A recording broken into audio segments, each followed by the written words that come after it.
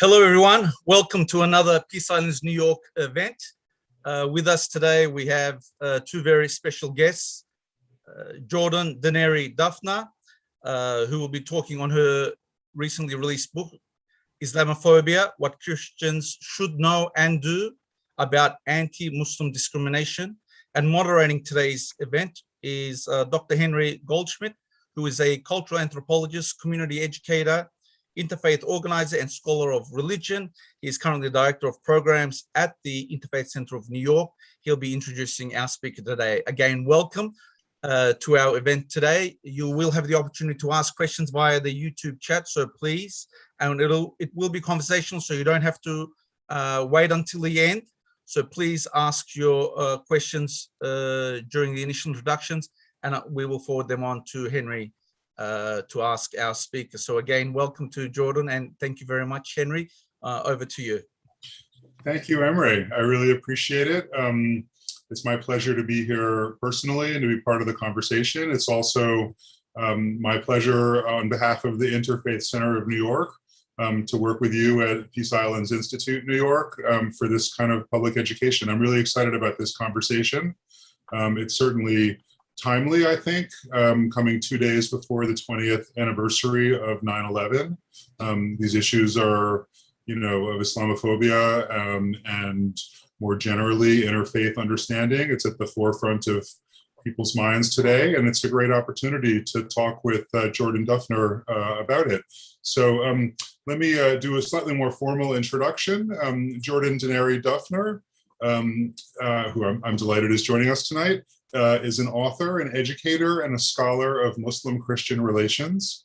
In addition to her new work on Islamophobia, which we will shamelessly plug throughout the evening. It's a wonderful book, and I'm looking forward to talking about it. In addition to her work on Islamophobia, she's the author of Finding Jesus Among Muslims, How Loving Islam Makes Me a Better Catholic.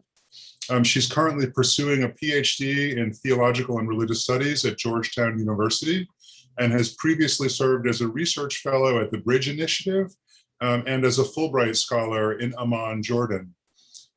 So I have some questions of my own for Jordan, for the person that is, not the country. Jordan, was it ever confusing when you were living in Amman that your name was Jordan and you were there in Jordan? It was. It made for some great introductions and first meetings with people. Also, my maiden name being Denari, which is like the currency in Jordan, the dinar. So yeah, it made for lots of laughs, which was a great way to get to know people. So that was not actually on my list of questions for you, but I'm glad we took care of that. But so I have a number of issues that I'd like to raise and discuss with Jordan this evening. But just to echo what Emre said, we're really very eager to hear from you, from our online audience, to have you join the conversation. We hope you'll post questions or comments in the chat box on YouTube, and I'll pose as many of those to Jordan as I can. So please let us know what's on your mind. And while you are cogitating on these things, let's get the conversation started. So Jordan, just, the opening question, just the big picture question that I know all authors hate, but can you tell us a little about the book, about the main argument, the big picture of what you're trying to accomplish? What are you hoping to add to the public discussion of Islamophobia in this book? And above all, I think to me, perhaps the most interesting question, why did you feel it was important to write a book about Islamophobia specifically for Christians? Or, I should say primarily for Christians, because look, I'm Jewish and I enjoyed the book a great deal and learned a lot from it about Islamophobia and about Christian ethics. So I wouldn't want to suggest that it's only for Christians, but it is written primarily for a Christian audience. And that's obviously a conscious choice on your part. Mm-hmm. So could you say a little more about why you thought that was the right approach for your work? Absolutely. And thank you both so much again for having me. It's a real pleasure to talk to you, especially, not being able to be there in person in New York, but still be able to do this event with you all. So the book has three different major sections. The first is an overview of Islamophobia as this multifaceted phenomenon. As you know from reading the book, I look at some of the historical factors. I look at issues going on today. I look at Islamophobia, both in the United States and in other countries. I talk about some of the stereotypes that are associated with anti-Muslim prejudice. And then I move on in the second portion of the book to look at Islamophobia specifically in Christian communities. And the final chapter, or the final section of the book, looks at what Christians can do in light of this problem and how we can draw on the theological and moral resources of our Christian tradition in order to push back against this prejudice and discrimination that I talk about through the first, 2/3 of the book. Yeah. And, I wrote it because first and foremost, a book like this didn't exist. As you know, there are so many works out there about Islamophobia that are fantastic, but I wanted a book through which I could speak directly to my own Christian community about this problem, in part so that I could speak to some of the hesitations that Christians do have still about Muslims, about Islam, about Islamophobia. And also because, as I argue in the book, I think Christians have a moral duty to care about Islamophobia and to work to upend Islamophobia in the same way that we have a moral duty and a calling from our faith to care about lots of different issues and lots of different social problems that plague the human family. So, I'm not saying that Islamophobia is maybe a special case, but it should be included among the many things that Christians and all people of goodwill should be devoted to solving, and to and that all together we should be working to build up a more unified and peaceful and hospitable community. Right. And I don't think you're saying that Christian Islamophobia is somehow a special case or inherently worse than Islamophobia in other faith communities. I mean, unfortunately, Jews, Hindus, a lot of people are on the bandwagon these days with bigoted stereotypes about Muslims. So Christians are certainly not alone in that. And I don't read you to be like pointing the finger at Christians in particular. But do you think that there is like a distinctive, not a unique responsibility, but like a distinctive Christian responsibility to address these issues? I do. And, and to go back to your point, I think that Islamophobia has a unique flavor among Christians, but it doesn't mean that Christians are the only ones who have this problem. Right. And I give some examples of that in the book where Islamophobia is manifested in other religious communities or in non-religious communities, among those who are unaffiliated or who are a-religious. But I do think that Christians have a particular and a unique responsibility. One, because if we look back at history and our own participation in contemporary times, in whether it be outright Islamophobic activities, there are so many Christians, for example, who are involved in the Islamophobia industry, which maybe we can talk about more at some point. So there are Christians who are actively involved in promoting Islamophobia, but then also in a passive sense, so many of us as Christians have been a part of a society which for generations has defined itself over and against Muslims. So much of the identity of the Christian West has been forged over and against Muslims, not to mention Jews and others. So I think when we look at that history, we have a unique responsibility. And then also, I just think that our faith, if we believe it's important to live out the things we say we believe in, then I also think we have a responsibility to care about Islamophobia. Right. Thank you. Let me. Your question, your point about the responsibility to live out your faith makes it sound to me that there's my guess is, to read between the lines, that there's a more personal dimension of this issue for you. And you talk about that a little bit in the book, about your own sort of personal experience of discovering Islamophobic sentiment in your own church community and even in your own family and your circle of friends. So I wonder if you could say a little more about this on a personal level, not to pry too much, but a little more about, what is it that drew you not just to the fight against Islamophobia, but also to the academic study of Islam. I mean, you're working on your PhD, and you told me earlier, working on a dissertation about Christian understandings of the Prophet Muhammad. So, Islam has drawn you in on a kind of deep spiritual or theological or personal level. Could you say a little more about, how Islam speaks to you as a Christian? Yeah, so I think the trajectory of my career and my work in this area has been prompted by some positive experiences that I've had, and then also some negative experiences that I've had. On the positive side, I found, as a young adult, that Islam was a really intriguing dialogue partner for me as a Catholic Christian in terms of going more deeply into the spiritual journey. And, in college, I met a lot of Muslim friends, some people by chance, some people because I was going to Muslim events and was really interested in what I would find there. And the experience of dialoguing with Muslims has been so enriching to my own spirituality, as a human being first, and as a Catholic Christian second. I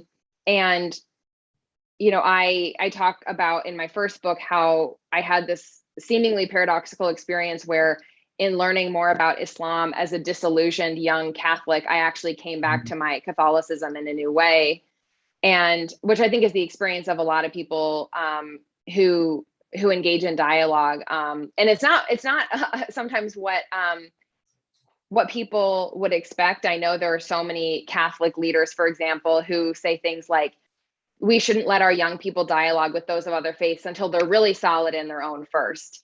And, I never would have gotten to that point, because it really took engagement with an other for me to actually be able to develop a sense of self in my own community, and also to realize that my Catholicism didn't hinge on having a negative view of a religious other. I could appreciate this religious other, and learn a lot from it, while still being situated in a Catholic space. So I would say part of my interest in this work of Islamophobia just stems from the fact that I know a lot of Muslims, and I have seen the impact that Islamophobia has had in these communities.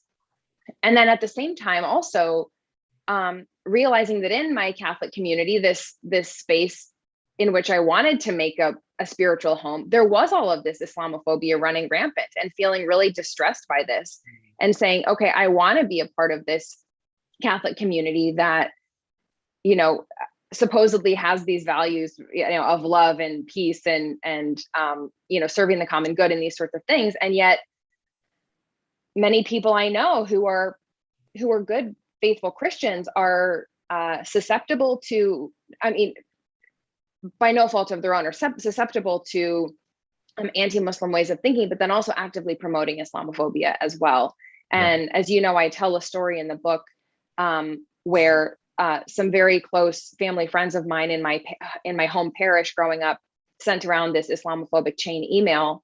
And it really struck me, because I thought, okay, this email not only says something negative about Muslims, it also says something negative about us, that we somehow see our faith and the values that we profess as fitting together with this Islamophobia. And so I see this work as hopefully having an impact in my own faith community, because I want to be able to make a home here. Yeah, it sounds like, on the one hand, it's primarily about, your love and respect and concern for your Muslim friends and colleagues and for Muslim communities globally, but it's also about creating the kind of Christian community that you want to live in. You don't want to live in a Christian community, racked with religious bigotry, right? So and it's not to say that all religious communities have these problems, right? We all know that there are lots of areas where all of our communities need improvement, and this is one place where I hope I can make a little bit of a dent, and bring my own positive experiences to bear. Right. Thank you. I just want to say, Seema, I'm sorry if I mispronounced your name. I see your question in the chat about the Islamophobia industry, and I definitely want to get to that in a moment. But I have one more kind of question along these lines for Jordan that I'd like to kind of ask around this issue of, you know, her role as a Christian studying Islam and working against Islamophobia. So one more question in this line of thought, and then I promise we'll get to the Islamophobia industry in a moment. So Jordan, one more point on this, and I have to say in advance, this is a point where I have a little bit of ambivalence, or, you know, maybe a respectful discomfort with your approach. So I wonder, could you say a little more about how you see the relationship between your work and the work of Muslim scholars and activists who are fighting against Islamophobia? I mean, you're clearly, like, you're a strong ally of Muslim communities, and in your scholarship, you know, there's like lots and lots of endnotes here, and you're very careful to cite and discuss and give respect to the work of your Muslim colleagues. But are you at all concerned that your work will somehow detract or distract from theirs? Because on the one hand, I think it's absolutely essential for Christians and Jews and Hindus and others to have these kind of self-reflective, you know, internal conversations within their faith community about their role in perpetuating Islamophobia. But at the same time, part of me thinks, like, if you really want to understand these issues, you need to learn from Muslims. Not from your fellow Christians, right? So is there a risk maybe that a Christian audience is going to look to your book, but then not look to the work of Muslim activists and intellectuals who are addressing these issues? How do you balance that in your approach? Yeah, I mean, I share your ambivalence, and it's something that I'm constantly thinking about myself. You know, what is my role here as an outsider to this religious community, as someone who does not face this form of discrimination? Like, what am I supposed to be doing here? And some people will say, and this is a totally valid position, that we don't want your help, you know, that we want to do this on our own. And, you know, I understand that that sentiment and that position. I think for me, I hope the book does not take away from Christians going to Muslim sources or reading Muslim books or hearing from Muslims directly. I hope this book is sort of an entryway. It, like, brings people through the door who might not even have been willing to engage on this issue before. I think, unfortunately, one of the things that I've noticed in my work is that there are many Christians who, at least at the beginning, aren't very trustful of those outside of our faith community. And I can be kind of a first friendly, familiar person that can begin to have this conversation with them. And then hopefully that will then open them up to being more open to hearing directly from Muslims. And as you know, in the book, you know, as much as possible, I'm foregrounding the experiences of Muslims. And, you know, it means a lot to me that that this book is something that my Muslim friends and colleagues that they see this as consonant with what they would want Christians to know about Islamophobia. And so I had numerous Muslim colleagues from various backgrounds read parts or the entire manuscript, because I said, if this doesn't reflect what you want people outside of your community to know, then I'm not doing my job here. Right. And so, you know, like it's more important for, if I make Christians angry with this book, I don't care as much. But if Muslims are unhappy with this book, then that's a problem. Like, then I haven't done my job. So, yeah, that might not be totally satisfying to you or to other people, but that's how I see it. The other thing I'll say too is that, and it goes back to the point we were talking about before, where I see this work not simply as being done, like, you know, in solidarity with Muslims or like for Muslims, but I see it also as being work being done for my community. So that's also how I think about it too, where there's work that I'm doing in my Christian community, not me trying to come into Muslim communities and change them. So right. No, I think, and that really gives it a different and a much richer sort of moral tone. The last thing we need is, pardon the phrase, but like Christian saviors coming in to like fix X, Y, and Z problem in other faith communities or other cultural back communities. But for a Christian to acknowledge that I'm addressing this problem in my own community because I care about the future of a kind of ethical Christian community. And at the same time, I care deeply about my Muslim friends and neighbors. I mean, that gives it a really rich kind of ethical approach, which I really appreciate.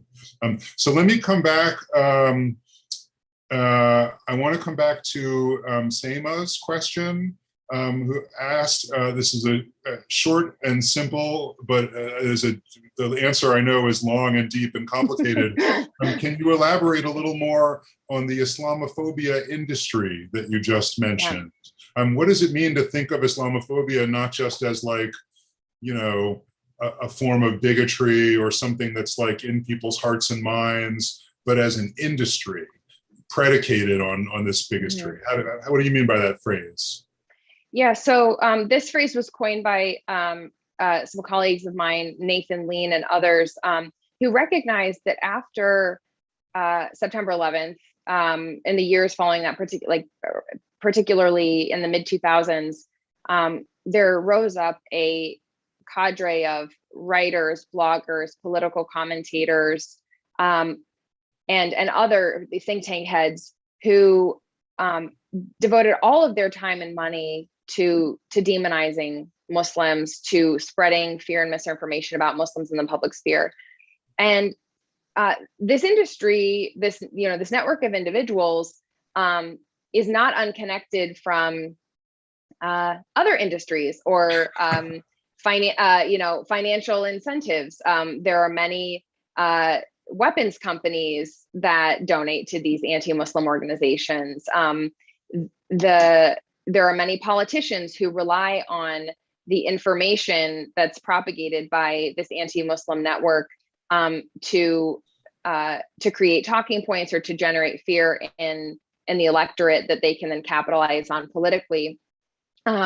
So yeah, I mean, this was a huge development in the post 9/11 years, and that really came to a head during the Trump campaign, or the campaign in 2016, where the GOP candidates were basically trying to outcompete each other on how anti-Muslim they could be, and had really adopted not just the talking points of this Islamophobia industry, but had also started hiring these different individuals as their advisors. And so by the time that President Trump was elected, there were people he was bringing into his cabinet and administration who, 10 years before had been these fringe anti-Muslim voices, but who now were shaping policy and writing things like the Muslim ban executive order and all those sorts of things.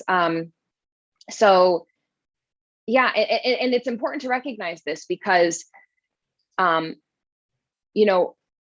think Islamophobia in the United States is not the result of people not knowing anything about Muslims. It's about people knowing oftentimes untrue and very negative things about Muslims because they have heard them from these voices. The negative opinions and the negative feelings that many Americans have towards Muslims didn't just come out of thin air. They were feeded to them, or they were fed to them. And if our teaching about Islamophobia doesn't include that, and particularly talk about the ways that this is connected to government and other financial interests, we run the risk of actually not addressing the full problem. So.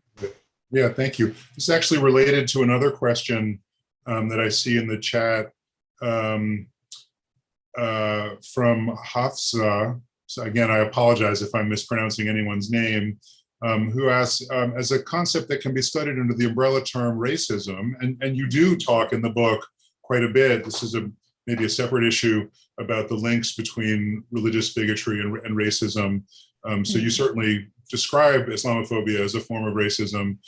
So would you say, as a form of racism, would you say that Islamophobia goes beyond individual prejudices to be a systemic act? And I think, I imagine the short answer to that question is yes, because you've just been talking about this network of policymakers and institutions and funding sources that go far beyond, anyone's individual bias or prejudice. But could you say a little more about that tension or the relationship between the individual prejudices and the larger, like, systemic structure of Islamophobia? Absolutely. And I think it's really important, and I do it in the book, to define Islamophobia as anti-Muslim racism, or to help folks understand what we're saying, what we mean when we're saying that. And this is something that Muslim scholars have really pushed for us to not simply understand Islamophobia as a fear of Islam, or just like this sentiment or this these feelings or these ideas that people have about Muslims, but it's that Islamophobia is actually a more systemic and institutionalized form of racism that basically lumps all Muslims together into one group, that supposedly, this group that have supposedly all of these negative qualities, and who are then and then we feel justified in discriminating against them, because if we ascribe all of these negative traits to Muslims, like that they're inherently violent, or that they're universally misogynistic or seditious, or all these sorts of stereotypes that we're so used to hearing, which in some ways for many people are just like conventional wisdom, they don't even question them. When Muslims are thought about as a collective in this way, the discrimination almost is natural. It's a natural outgrowth of that. If Muslims are this class of people that are so different from us, and in some cases less human than us, then it allows us to have no problem when our governments discriminate against them, or engage in wars with Muslims abroad, these sorts of things.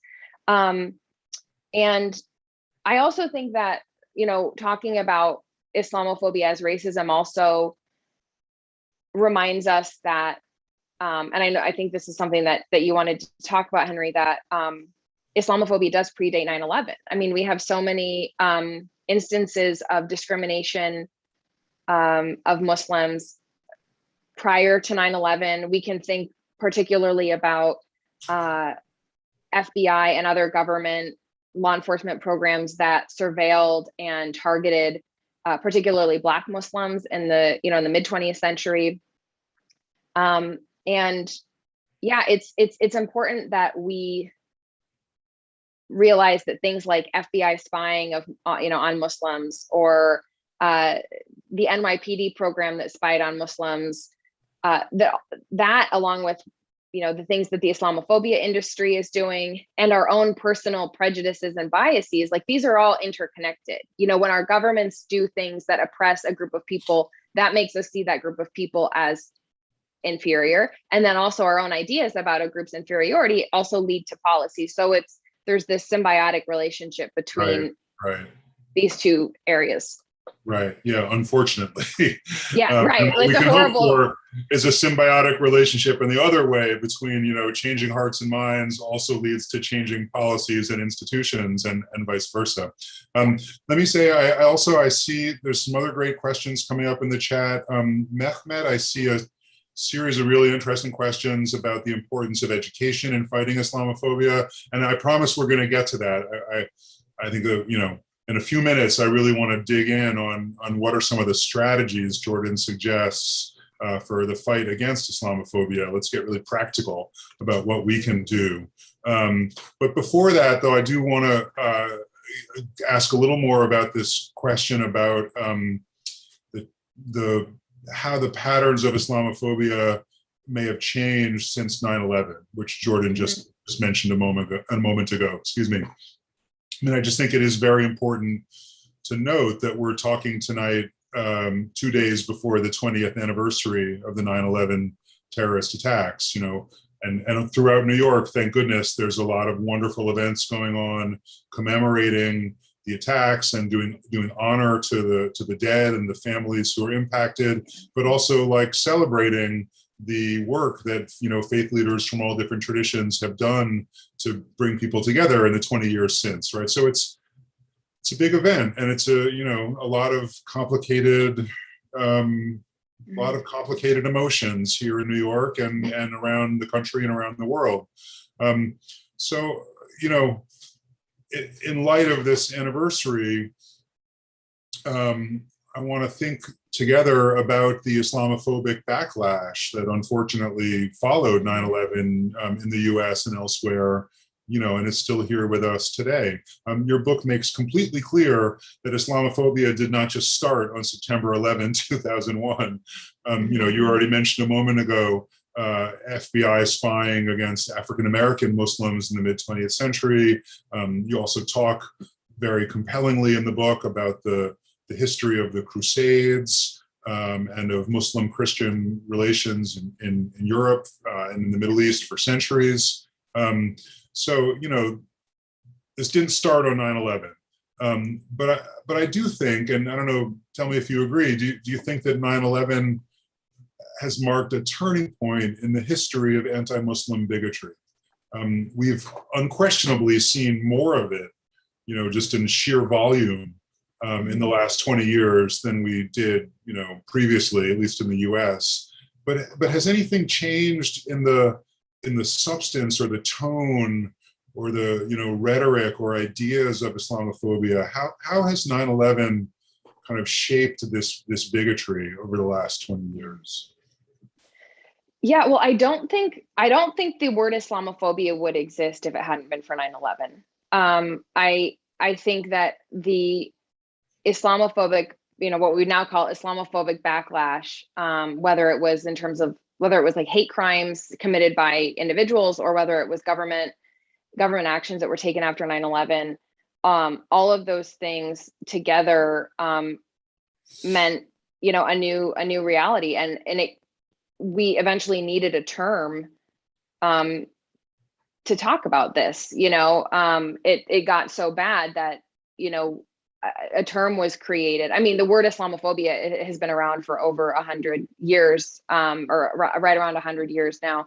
But it didn't become really necessary to be used widespread until this post 9/11 period, and really within the last 5 or 7 years. I think so much of the groundwork for the Islamophobia we've seen since 9/11 was laid beforehand, but that event unfortunately just really put Muslims on the map for other Americans, and for the first time. I was listening to some interviews and reading some stories this week where Muslims who are a generation older than me were talking about how before 9/11 their faith might have been a novelty to their American neighbors of other faith traditions, that they might have been seen as, different, but not as scary, not as threatening. And 9/11 changed that. And, and also I think what that event and the aftermath did was that Muslim identity in particular became front and center. I think before 9/11, there was prejudice against Arabs and people from the Middle East, and but it was Muslimness and this religious identity that became the boogeyman after 9/11. And obviously Muslimness and Arabness and being Middle Eastern all also became conflated, and a lot of times Americans who aren't Muslim or from these backgrounds still don't understand that these are distinct identities. And so that's that's something that's going on as well. But yeah, I think this racialization of Muslims really became prominent after 9/11. And Mustafa Bayoumi, who is also in New York, he just wrote a really great article about this. I think it was in the Nation, where he talks about how, this gradual racializing of Muslims that existed before 9/11 really became solidified after 9/11, where Muslims were treated as this separate class of people that the rest of us should be afraid of. And that has, there have been so many things, from political scapegoating to law enforcement policies to the rise of the Islamophobia industry. I don't know. I think so much of this, goes back to 9/11 and how it was not just the events themselves, but how they were dealt with by the media and by the government, who could have done a better job, better than they did, I guess, at disassociating Islam and Muslims from the event that happened. Yeah, thank you. So we have about 25 minutes left, and I really want to get practical here. It's a grim picture, unfortunately, but your book also has very specific strategies and suggestions for how to address Islamophobia. And this is coming up also in the chat on YouTube. Ekrem asks, with the spread and hold of Islamophobic fear-mongering campaigns in mainstream media and the general public, what new tools and policies can be used to fight Islamophobia and xenophobia? There's also some really interesting questions, which I want to come back to in a moment, about whether Muslims in particular have a unique responsibility to address this. And anyway, so let's hold that one off for a moment, but I just want to acknowledge it's there in the chat, and I think it's a really interesting issue.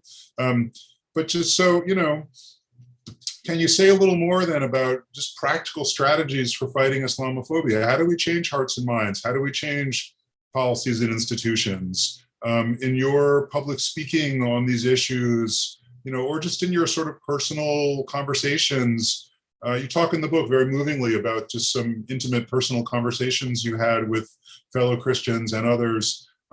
What approaches have you found that have worked to create positive change, to push back against Islamophobia? What's some advice that we can take with us in this work?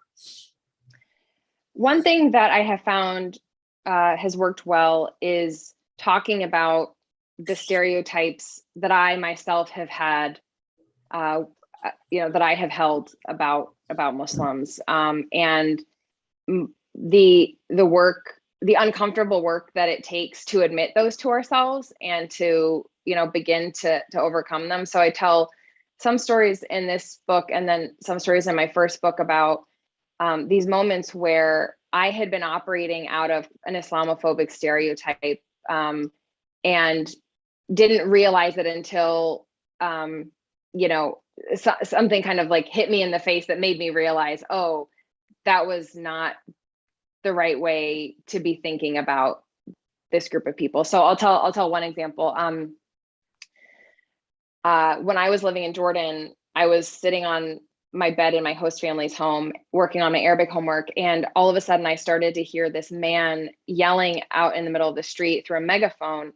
And he was speaking very quickly. And to me, he sounded angry. And I thought he was like a political or like religious zealot. This was during the period of the Arab Spring. I was living that at the time. I was there in 2012. And so I immediately thought, oh, this guy is agitating for some kind of like violent political or religious revolution. Because I knew some Arabic, but I didn't know the local dialect well enough to be able to understand what he was saying through this garbled microphone or megaphone. And so I asked my host mother, who was walking by my door, I said, who's that guy? Like, what's he talking about? This is freaky. And she goes, oh, it's just a guy yelling about fruits and vegetables. He's selling produce out of the back of his pickup truck through the neighborhood. And I thought, oh my God, I like my own stereotype kind of like came back and hit me in the face that like, okay, Jordan, you were assuming this guy was, a violent revolutionary, religious revolutionary, because you have, this is the only time that throughout your whole life, the only time you've heard people yelling in Arabic in the news was about war or violence or politics. You've never been exposed to people yelling in Arabic for innocuous or perfectly good reasons, and I, and by the time I was in Jordan, I had lived with Muslim roommates. I had already devoted some of my energies to learning about Islamophobia and combating it. And yet in that moment, I realized, wow, I still am holding on to a lot of these stereotypes about Muslims and about Arabs that I know intellectually are not fair, but that are still conditioning the way I operate in the world. Yeah. And I'm sorry, go ahead. Sorry. No. And so I tell this story quite often, and others, because I have found that it actually gives others the opportunity to reflect on, it gives people license to reflect on the possibility of their own stereotypes, the things that they are carrying that they might even know intellectually are not fair, but that still happen to be shaping the way that they're relating to other people, and in this case, Muslims. Yeah.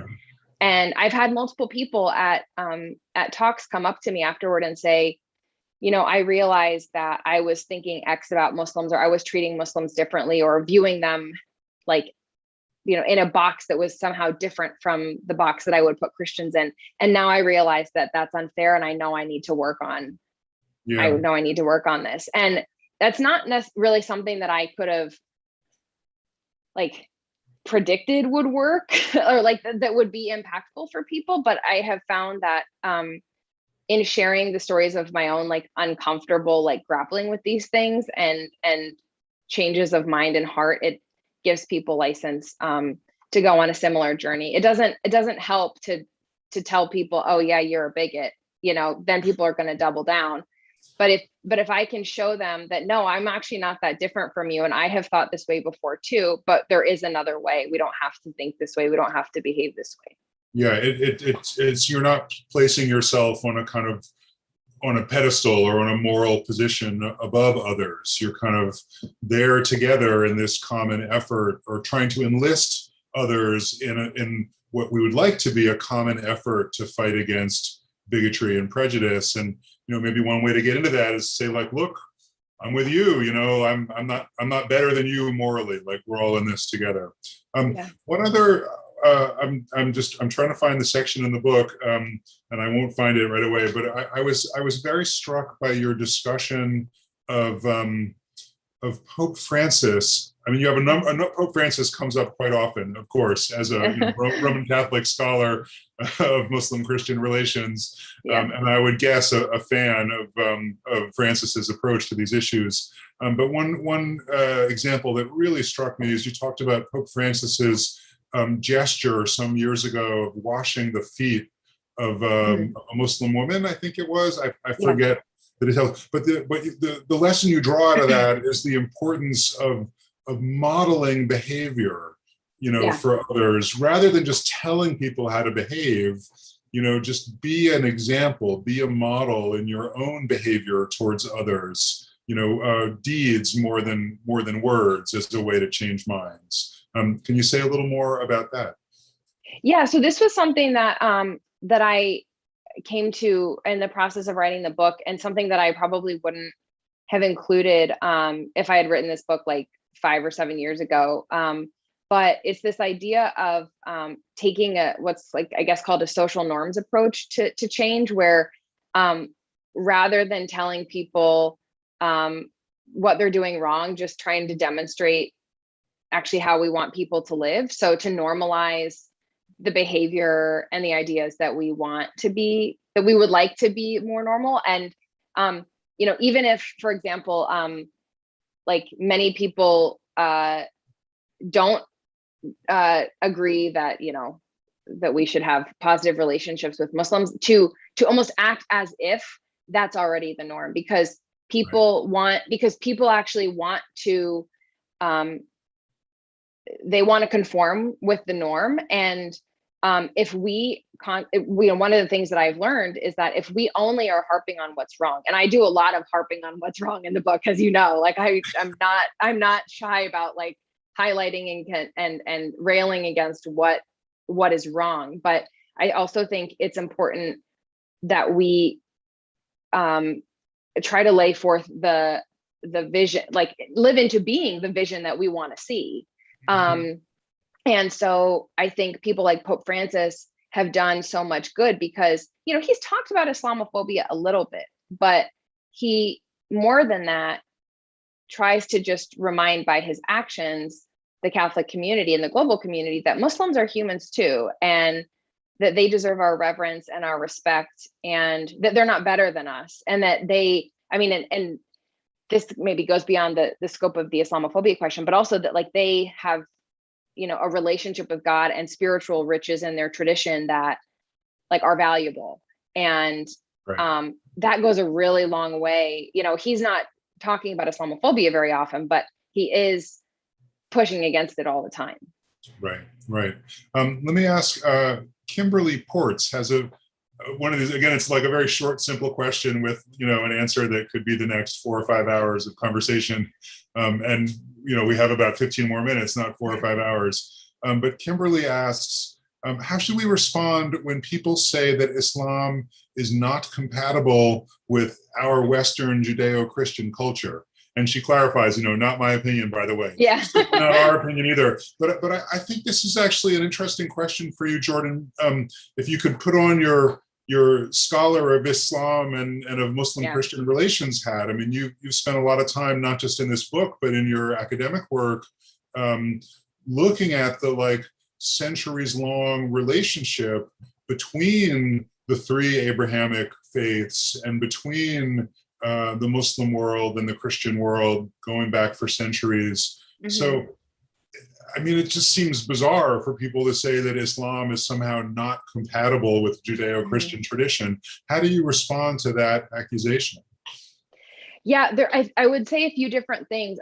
First, I think that viewpoint involves a lot of historical amnesia or just complete ignorance of the past, because on two levels. One, we don't see how Muslims have actually been intimately involved in in the West or in, theological and other conversations that Christians and Jews are also having. But I was really interested to learn, in the course of my study, that even the notion of a Judeo-Christian society or a Judeo-Christian community is actually quite new and only really emerged after the Holocaust. And we are, it's a way and for Christians, I think, to kind of soothe their consciences, to say, oh yeah, we welcome, there is some diversity in the we that we see ourselves as part of. It includes both Christians and Jews, but it's only been that way for 50 years, 60 years. So not only does the phrase Judeo-Christian unfairly overlook the contributions of Muslims to Western civilization, it also overlooks the conflictual, to say the least, very complicated relationships between Christians and Jews. It's not like Christians and Jews are some warm and fuzzy, happy Judeo-Christian family all the time. Right.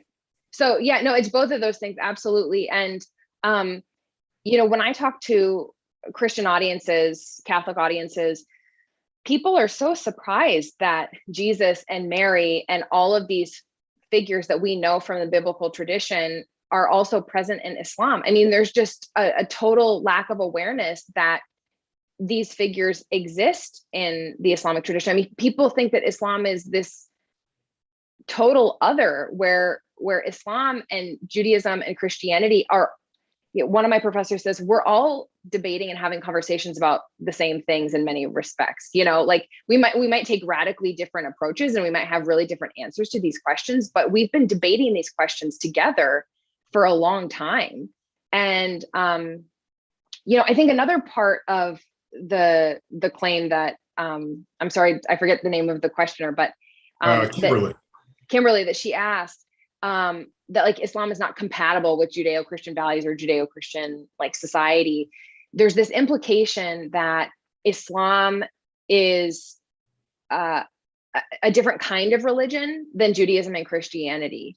That Islam is both political and religious, that it's this all-encompassing way of life that is disrespectful or incompatible with this sense we have in the United States that church and state are separate. There's this fear that Muslims want to impose their way of life on us by means of the state.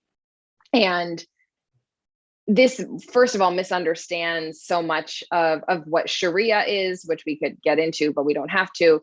It misunderstands so much of Islamic history, but it also then there's a forgetfulness about the fact that, you know, for Jews and for many Christians, we understand our religion is not just ending at when we leave our houses of worship, that religion is supposed to actually impact all of your, you know, all of your whole life. And, you know, it's only been in the modern period, you know, that we've even had separate, this distinction between the religious and the secular spheres. I mean, this wasn't something that people thought about before the modern period. So and it's not even, sorry to interrupt, but it's not even a very solid distinction for Christians in the modern period either.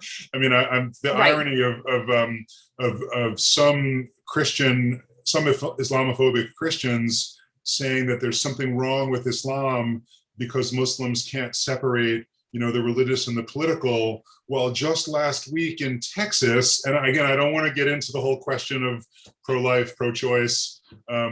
It's a whole other conversation. Right. But, you know, there's Christians all over the United States working very hard to pass legislation deeply informed by their Christian values, you know, which I think is their prerogative to do. But to do that and then turn around and say, well, you know, it's the Muslims' fault for merging the secular and the religious. It just doesn't make sense. Absolutely. Yeah. Sorry, go ahead, Jordan. Sorry. No, I was just going to bring up a small example of that. I remember some years ago, Rick Perry, the GOP politician, was in the news because he was a part of, you know, a movement of Christians. I think they were broadly evangelical, but I'm not sure the exact affiliation, but who were basically, trying to institute their religious beliefs and moral system by getting involved in government and civic institutions and all of these things. And it was just so funny. And I mean, like not actually funny, but like disturbingly funny at the time, because Rick Perry was also one of these major Islamophobic politicians who was constantly like interfacing with the Islamophobia network. And yet he was doing the same thing, as you said, that he was claiming that Muslims are trying to do, which, you know, is also, you know, not going on. So there's that. Yeah. Right. We just have a few minutes left. And I want to come back to Mehmet's questions in the chat from a while ago. Mehmet wrote, I believe that culturally and religiously sensitive approach in education, in teaching and learning, is needed in schools to build peaceful and inclusive societies. Do you agree? And also, how can we include Islamophobia into the curriculum? And, you know, this is something, I don't want to get distracted on this, but this is something that I've worked on quite a bit at the Interfaith Center of New York, is helping K-12 teachers do a better job in teaching not just about Islam and Muslim life, but about religious diversity in general. So do you think that there's a specific role for schools in this work? You talk in the book, one of the interesting sections that really kind of grabbed me is you're a little skeptical about the goal of fighting Islamophobia through, you know, Islam 101. Like, it's not enough to just teach people, you know, factual information about Islam. So I think you're pushing for something more than just the kind of standard issue, you know, world religions curriculum. But what would you like to see happen in K-12 schools and educational settings to address these issues? Yeah, so I'll preface this by saying that I am currently teaching an Islam 101 class right now. So I have complicated views on this and the role that teaching about religion and teaching about Islam in particular plays in the work of combating Islamophobia.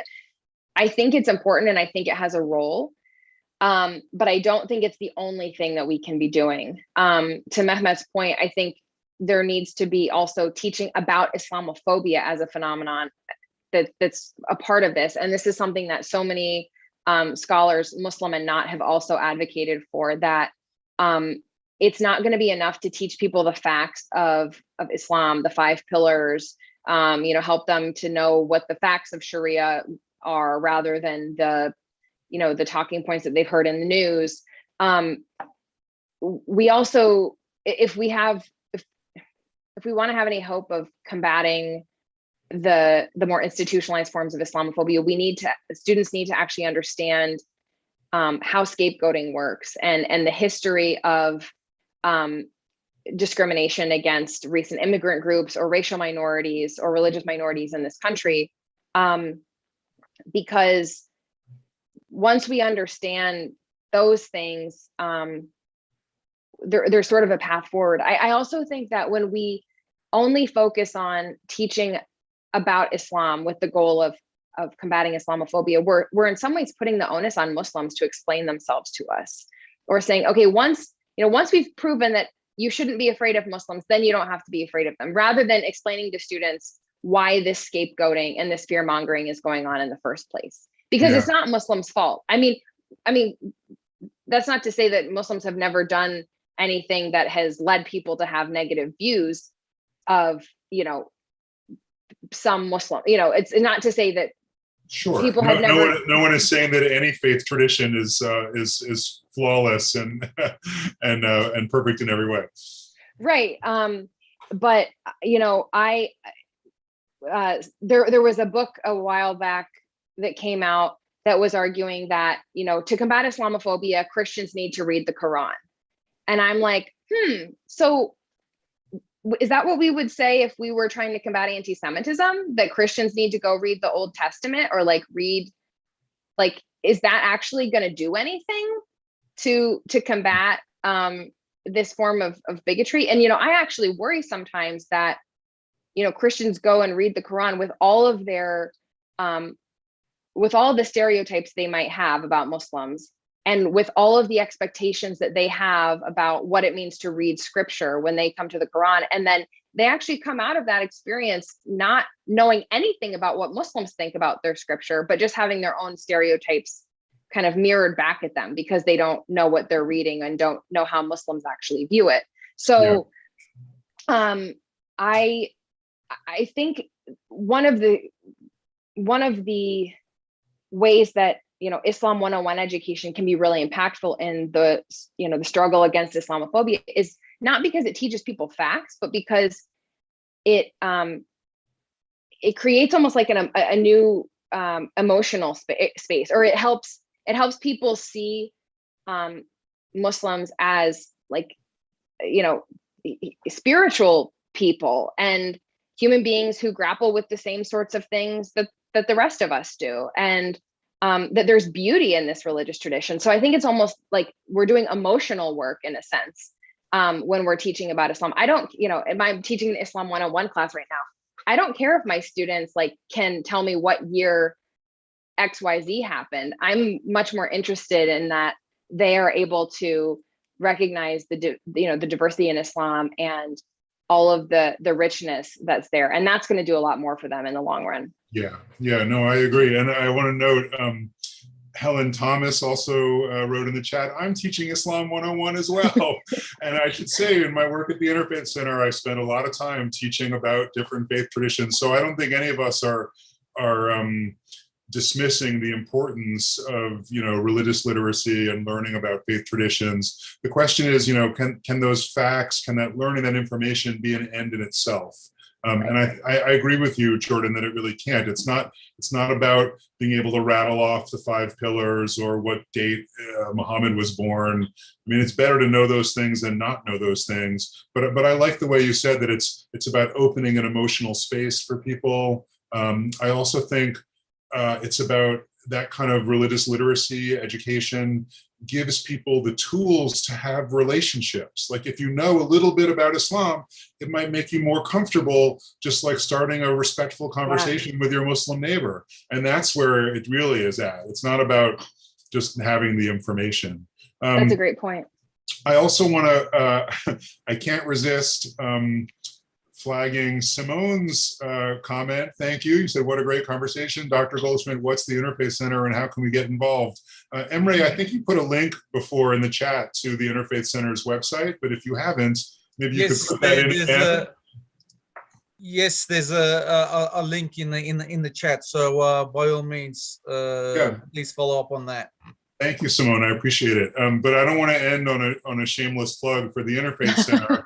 I want to end by I want to give Jordan a chance. You know, is there any really central issue in your work that you feel we haven't touched on yet, or any kind of closing remarks to you know, there's no way to tie up the conversation in a neat bow, but anything to leave us with, and then we'll pass things back to Emre.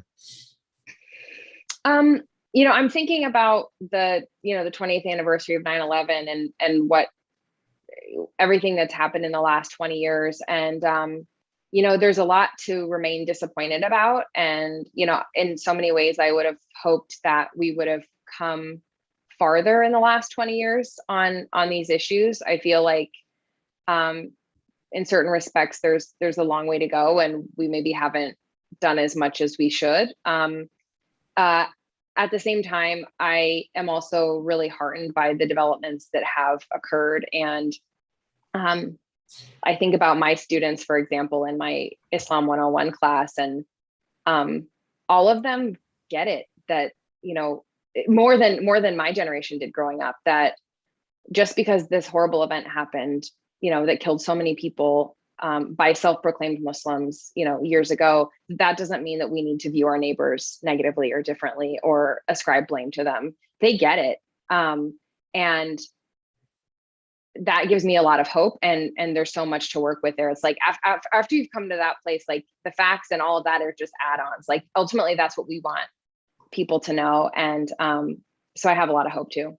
Yeah, thank you. That's encouraging. You know, it's been a fun conversation, but also I think a kind of dark and difficult conversation sometimes. So I really appreciate ending on a note of encouragement.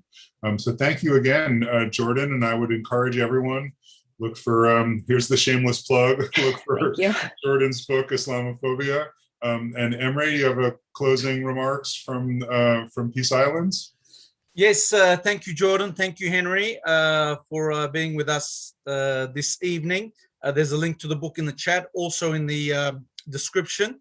And of course, YouTube always reminds us that we would appreciate you liking this video and subscribing to our channel. You should see that on your YouTube link today. Thank you again for joining us. A big shout out to people from around the world that have joined us, especially I know a lot of old friends and former colleagues in Australia registered and joined us today. So a big shout out to Sydney, Brisbane and Melbourne. I know we've got people from Indonesia, South Africa, Europe as well. And of course, a big thank you to everyone from North America. So we've had a nice broad participation this evening. Again, we've got the links in the chat box to the Interfaith Center. A big thank you to them and Henry for playing a part, as well as various other links in the description. So please follow up on those.